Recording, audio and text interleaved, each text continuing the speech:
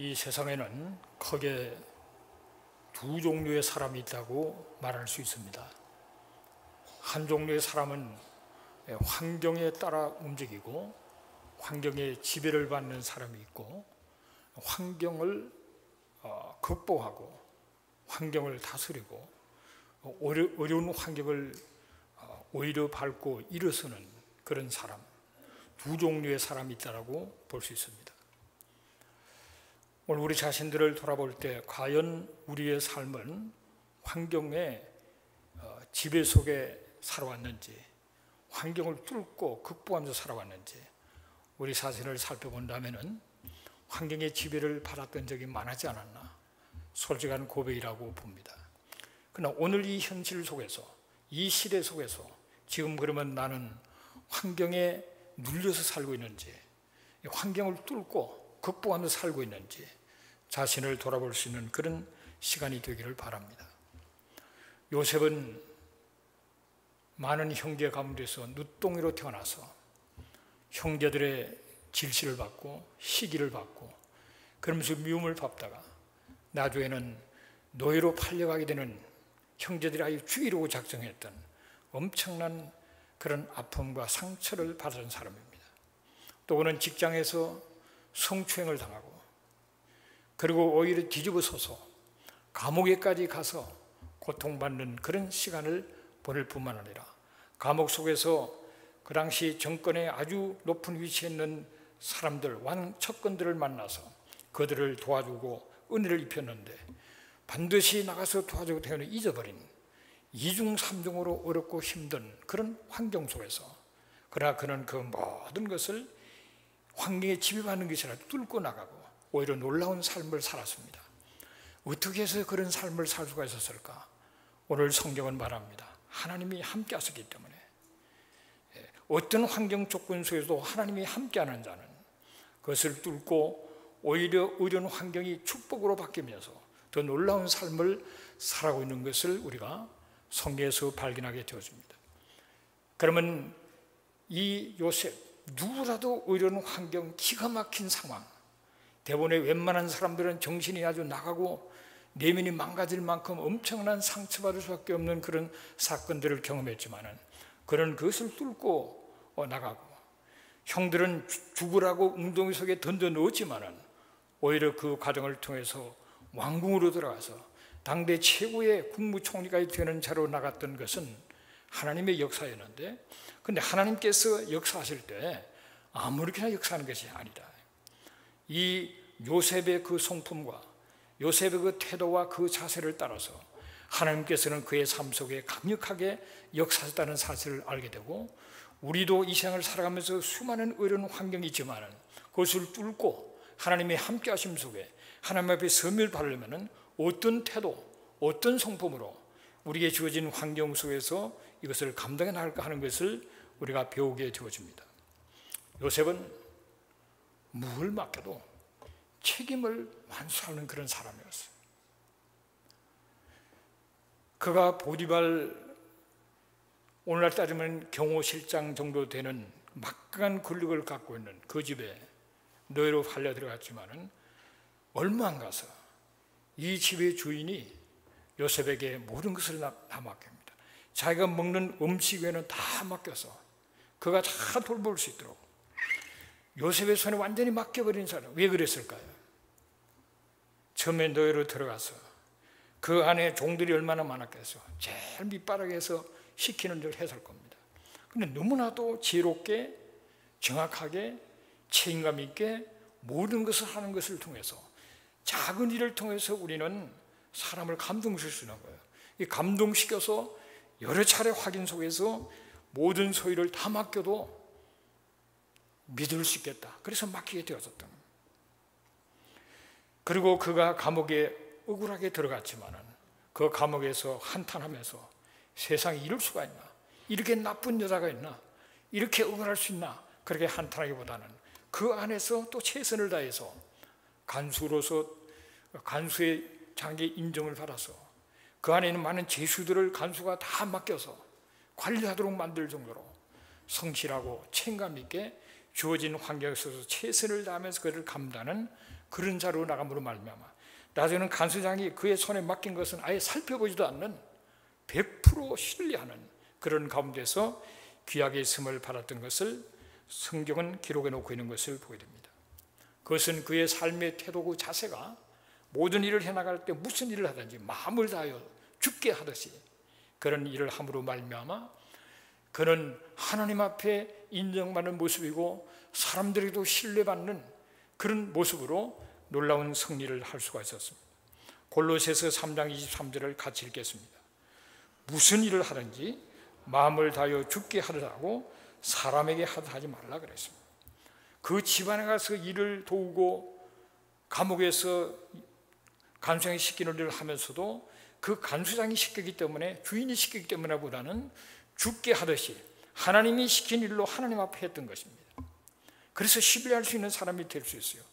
어떤 일을 만나도 하나님께서 이것도 허락하신 것 최선을 다해서 감당함으로 말미암아 그 일에 대한 태도가 그것이 바로 영적으로 하나님 보실 때에 합당한 모습이었다. 우리는 그 사람이 영적으로 어느 정도 수준인가 말을 들어봐서 알 수 있는 게 아니에요. 그리고 열심히 그냥 교회를 다닌다고 해서 그러면 영적으로 수준이 높은 거나 물론 교회 다니는 것도 귀하지만은 정말 영적으로 수준이 높고 하나님 인정받는 삶이나 영적인 삶은 실제적인 사회에서 가정에서 삶을 통해서 우리는 보여줄 수가 있어요. 우리가 무엇을 하든지 죽게 하듯이 함으로 말미암아 내 영적 수준을 보여줄 수가 있는 겁니다. 그러할 때 내 일이 잘 될 뿐만 아니라 하나님 앞에 인정을 받는 그런 자리로 나가게 되어지는 겁니다. 우리가 하는 모든 일은 주의 일인 겁니다. 여러분. 주님이 하라고 주신 것입니다. 그 일을 최선을 다하셔야 돼요. 미국의 제17대 대통령 앤드루 존슨이라는 분이 있습니다. 이 사람은 3살 때 아버님이 돌아갔었어요. 너무 찢은 가난 속에서 어린 시절에 배 좀 불러봤으면 그게 소원이었다 그래요. 그래서 14살 때 양복점에 가서 양복을 고치고 양복을 짓는 나중에 재단사가 돼요. 그렇게 됐는데 18살 때 구두 수승공 딸과 결혼을 합니다. 할렐루야. 18살 28 청춘이 지난 18살에 결혼했어요. 요즘은 뭐 굉장히 빠른 건데요. 그 당시는 그게 정상이었어요. 18 결혼해서. 근데 이 앤드루 존슨은 학교를 다니지를 못했어요. 너무 가난해서. 그런데 이 구두 수선하는 집의 딸은 공부를 좀 했어요. 그래서 남편한테 글을 가르칩니다. 글을 배우고. 그때부터 글을 배우기 시작했어요. 결혼해서. 그래서 점점 공부해서 점점 이 사람이 맡은 최선을 다하다 보니까 나중에는 시의원이 되었어요. 그래서 워싱턴에서 한 번은 시의원으로서 연설을 하게 됐는데 연설을 하는데 무슨 궁시렁궁시렁 밑에 소리가 나는 거예요. 저 양복쟁이가 뭐 한다고 뭐 어쩌고저쩌고 하는 소리가 들려오는 거예요. 그걸 딱 듣고 여기 지금 어떤 신사께서 뭐라고 하신 말씀이 하신 것 같은데 맞습니다. 저는 재단사 출신입니다. 그런데 저는 1등 가는 재단사였습니다. 그렇게 했어요. 할렐루야. 1등 가는 재단사이기 때문에 인류 정치인이 될 수가 있었던 겁니다. 적은 일을 최선을 다해서 하는 그 사람이 큰 일을 맡겨도 그 일을 잘할 수 있는 거예요. 토마스 칼라일이 유명한 역사학자 아닙니까? 그분이 그런 얘기를 했어요. 굉장히 미래의 진로를 놓고 고민하는 청년. 뭐 저나 여러분이 다 고민 많이 했잖아요. 옛날에. 앞으로 뭘 할 건가 고민 많이 했는데 그 고민하는 청년한테 그런 얘기를 했대요. 미래 때문에 고민하면서 그러지 말고 지금 주어진 일 그게 하나님의 일이니까 열심히 하라. 집안 정돈 열심히 주님께 하듯이 하라 이 말이에요. 내게 부모가 있으면 부모에게도 주님 하듯이 옆에 계실 때 최선을 다해서 섬기라.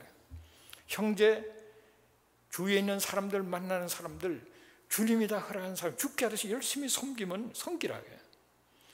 그렇게 하면은 앞길이 열리고 그러면서 놀라운 삶을 살아갈 것이다.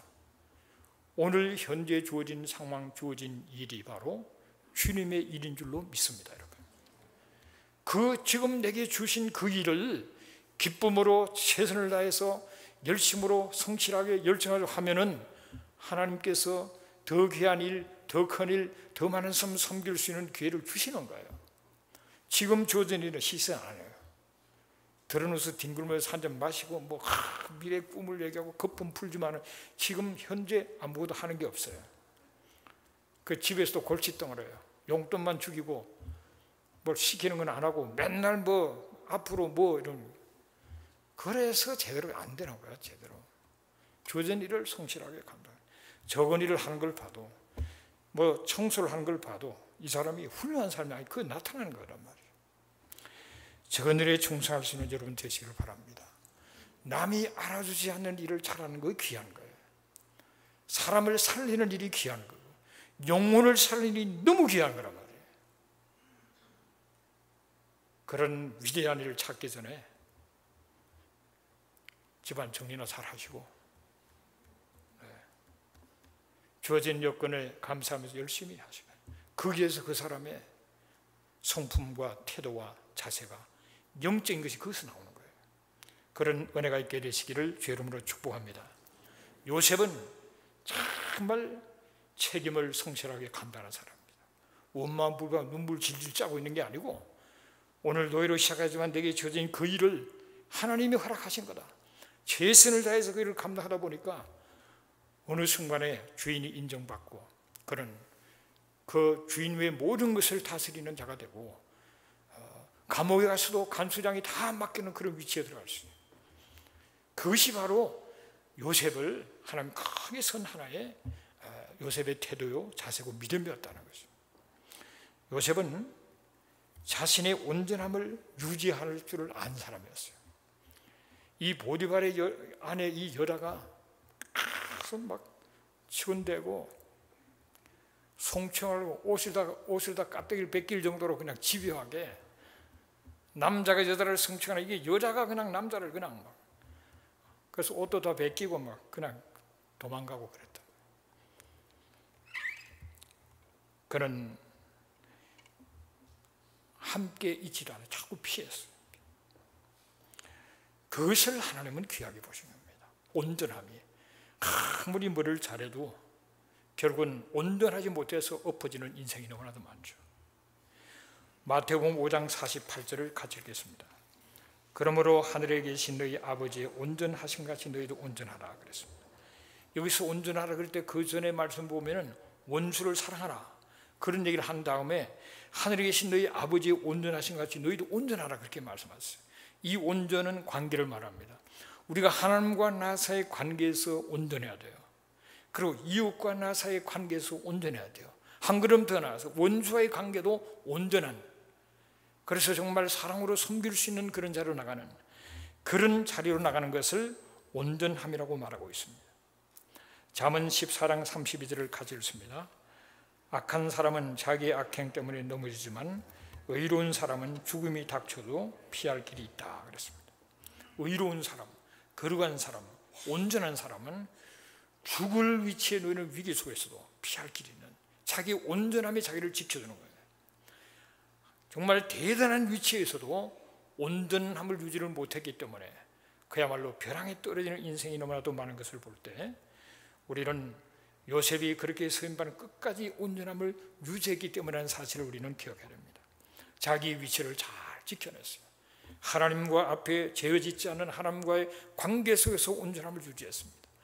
보디발과 자신, 주인과 자기의 그 관계 속에서 그는 자기의 위치를 지키고 정말 그 주인에게 충성스러운 모습을 보여줬습니다. 그래서 여러 가지 참 유혹하고 악한 이 여자를 그 여자에게 넘어가지 않고 그 여자를 위해서 오히려 기도하고 피해 줌으로 말미암아 진실로 그 여인을 정말 원수가 사랑한 그 사랑으로 대한 이 관계 때문에 요셉은 귀하게 선받는 그런 자리로 나가게 되어졌던 겁니다. 우리가 단기적으로 볼 때는 머리를 굴리고 우선 이렇게 하면 잘 되고 저렇게 하면 잘 될 것 같지만 장기적으로 볼 때 온전함을 지키고 바른 길을 갈 때 그것이 홀든 가치가 있고 그리고 마지막에 최후의 승리를 하게 만든다는 사실을 기억하면서 온전함을 유지하는 저와 여러분 되시기를 바랍니다. 어떤 라피가 물었다 그럽니다. 길을 가다가 돈 보따리를 하나 주었으면은 어떻게 할 거냐 그랬어요. 그래서 한 사람이 물으니까 저는 제가 가지겠습니다. 제가 너무 가난하고 살기 어려운데 늘 하나님 앞에 물질을 좀 달라고 기도하고 있기 때문에 하나님이 주신 선물로 할렐루야 저는 받아요. 그래서 랍비가 넌 도둑놈이다 그랬어요. 한 사람 앞에 또 물었어요. 당신은 길을 가다가 돈 보따리 하나 뜨는 걸 발견했다. 그럼 어떻게 하냐? 그거는 당장 주워서 주인을 갖다 줘야죠 그랬어요. 그래서 랍비가 뭐라고 했는지 아십니까? 넌 바보다 그랬어요. 그래서 세 번째 사람한테 물었어요. 넌 어떻게 합니까? 저는 하나님의 은총을 구하겠습니다. 그랬어요. 이걸 갖다 주는 것이 당연하지만은 내가 갖다 줄 만한 힘이 없기 때문에 하나님의 은총을 구해서 하나님의 은총을 입고 갖다 주든지 먹어 삼키든지 하나님의 은총을 구하겠습니다. 그래. 네 말이 맞다 그랬어요. 여러분한테 제가 물어보니까 다 답이 당연히 갖다 줘야지 그런 답을 지금 눈으로 하고 있어요. 그런데 그거는 아직 돈 보따리를 못 발견했기 때문에 여러분 서슴없이 그냥 당연히 갖다 줘. 그러나 오늘 나가는 길에 돈 보따리를 나누면은 여러 가지 현상이 일어나리라 봅니다. 내가 그렇게 기도했더만 하나님께 드디어 응답하셨구나. 그런 사람도 있을 거고 주의를 하면 싹 본 다음에 손이 싹 가는 사람 별 사람이 다 있을 거예요. 우리가 온전함을 주장하기 위해서는 하나님의 은혜와 능력이 필요합니다. 우리가 실제 온전한 삶을 살 수 있는 힘이 없어요. 그렇지만 우리가 온전한 삶을 추구하고 유지해야 되기 때문에 끊임없이 기도하고 주의 은혜 속에 온전한 삶을 추구하고 때로는 실수했을 때 다시 회개하고 다시 돌이켜서 온전한 삶을 추구하는 것이 우리가 하나님 앞에 쓰임받는 길인 것을 믿으시기를 주의 이름으로 축복합니다. 그런데 요셉의 위대함과 모세의 그 믿음이 훌륭했다는 것은 바로 하나님의 절대 주권을 믿었습니다. 이 모든 것을 경험하면서 당신들은 나를 헤아려 했지만 하나님은 오늘 그것을 선으로 바꾸어서 많은 사람의 생명을 구원하기 위함이었습니다. 참 놀라운 말을 하나님의 그 절대 주권을 인정하고 하나님의 경륜과 섭리를 인정하는 놀라운 삶, 그런 믿음의 표현을 하고 있는 그런 모습을 발견하게 되었습니다. 하나님이 모든 것을 주관하시고 다스린다는 이 믿음 속에서 형들이 자기를 팔고 수많은 어려움을 당하고 억울하게 감옥에 갇혀 있는 모든 것 속에서도 하나님의 역사가 있다는 사실을 요셉은 믿은 거예요. 하나님의 계획이 하나님의 그 경륜을 이루는 것이 우리의 생각과 문제를 훨씬 항상 큰 겁니다. 하나님은 우리를 죄를 짓도록 유혹하지는 않아요. 그렇지만 하나님께서는 여러 가지 상황을 하나님 허락 없이 또 되는 일은 없어요. 그렇기 때문에 여기에서 하나님의 섭리가 나오게 되고 하나님의 절대 주권을 인정하는 삶에 있어서는 억울함을 당하고 기가 막힌 상황을 당하지만은 그것 때문에 가슴이 터진다든지 가슴이 찢긴다든지 너무 깊은 상처를 받아서 살 수가 없다든지 그렇게 데미지를 입지 않는다고요. 아프지만은 그 가운데서도 선을 이루실 하나님, 모든 걸 주관하신 그 하나님을 믿고 의지하면서 하나님께 맡기고 내게 주어진 일을 최선을 다하며 나갈 수 있는 그 믿음이 하나님의 주권을 인정하는 사람이 그것이 가능하다는 사실을 깨닫게 되시기를 바랍니다. 요셉은 야곱의 늦둥이죠, 늦둥이. 그 밑에 또 더 동생 어린 베냐민이 있지만은 12형제 가운데 11번째 아주 늦둥이로 태어납니다. 그래서 야곱의 사랑을 많이 받으면서 그렇게 자랄 뿐만 아니라 이 요셉이 아버지하고 사는 동안에 할아버지 이삭도 함께 살았어요. 요셉이 17살에 이렇게 참 노예로 팔려갈 때까지 할아버지가 이삭이 같이 살았습니다.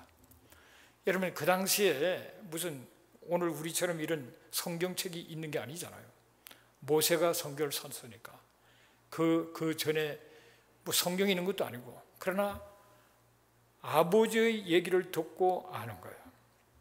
이삭은 아버지 아브라함을 통해서 하나님이 자기의 생애 속에 어떤 일을 했다는 것을 다 아는 겁니다.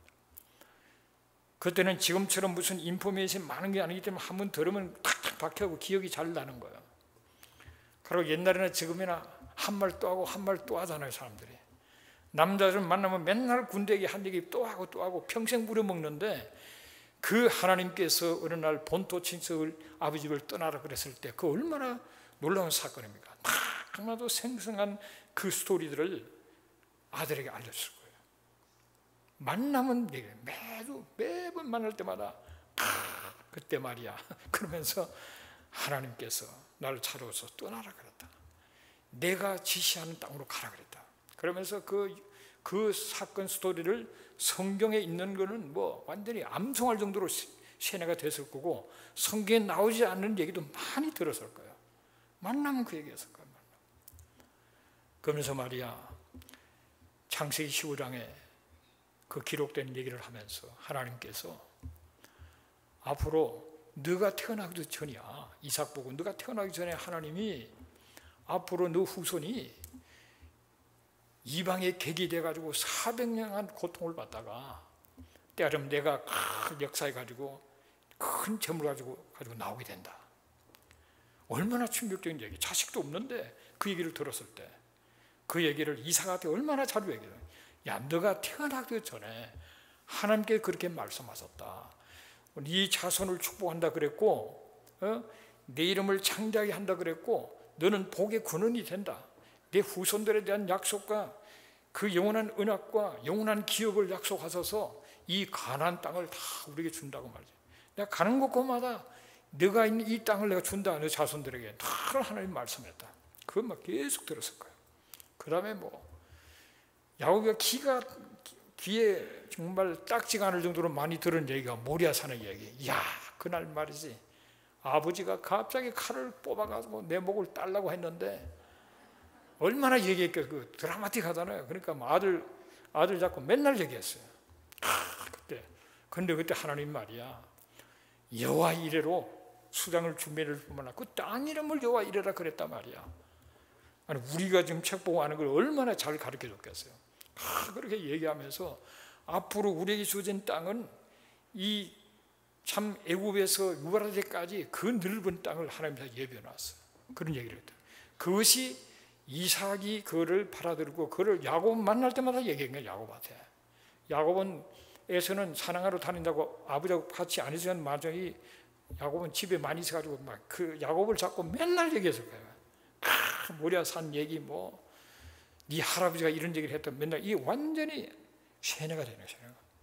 그런 이 야곱이 너뚱이 요셉을 그렇게 또 사랑하니까 너뚱이 얼마나 귀엽습니까? 보면은 사람들이 손주 보면은 그냥 우상숭배 안 될까봐 겁날 정도로 사진까지 가지고 다니고 그러는데 이 너뚱이가 얼마나 귀합니까? 그러니 앉혀놓고 잔소리라는 잔소리를 다 끌어부으면서 맨날 네 할아버지, 이 얘기를 했을 거란 말이에요. 그러니까 요셉이 이걸 다 아는 겁니다. 우리가 이런 창세기 그 내용보다도 더 많은 내용을 완전히 세뇌가 되는 거예요. 그걸 다 알기 때문에 창세기 50장 보면 요셉이 그럽니다. 너희들 이제 떠날 때가 온다. 너희들이 다 떠날 때가 오는데 그때 반드시 내 해골 가져가라. 그걸 당부한다고요. 그리고 요셉이 죽습니다.